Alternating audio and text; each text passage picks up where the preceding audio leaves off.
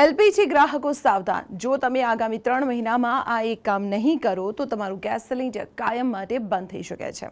ભારત સરકારના પેટ્રોલિયમ મંત્રાલયે નિયમ 2026 હેઠળ એક કડક આદેશ જાહેર કર્યો છે। શું છે આ આદેશ? ચાલો સમજીએ વિગતવાર।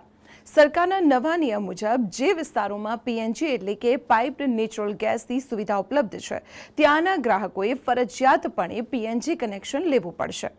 જો તમારા ઘર સુધી પાઇપલાઇન પહોંચાડવી ટેકનિકલી શક્ય હોય અને છતાં તમે કનેક્શન નહીં લો તો 90 દિવસ પછી તમારું એલપીજી કનેક્શન રદ કરી દેવાશે।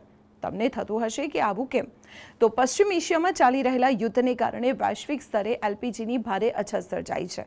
ભારત મોટાભાગે આયાત પર નિર્ભર છે, તેથી આ નિર્ભરતા ઘટાડવા સરકાર હવે સ્થાનિક કુદરતી ગેસ એટલે કે પીએનજીને પ્રોત્સાહન આપી રહી છે। આમાં સિલિન્ડર બુકિંગ કે ડિલિવરીની કોઈ ઝંઝટ નથી, પરંતુ ગભરાવાની જરૂર નથી। જે ઘરોમાં ભૌગોલિક કે ટેકનિકલ કારણોસર પાઇપલાઇન નાખવી શક્ય નથી તેમને સરકાર એનઓસી એટલે કે નો ઓબ્જેક્શન સર્ટિફિકેટ આપશે। ફક્ત આવા કિસ્સામાં જ તમને તમારું જૂનું એલપીજી સિલિન્ડર કનેક્શન ચાલુ રાખી શકશો। તો જો તમારા સોસાયટીમાં પાઇપલાઇન આવી ગઈ હોય તો જલ્દી સ્વિચ કરી લેજો।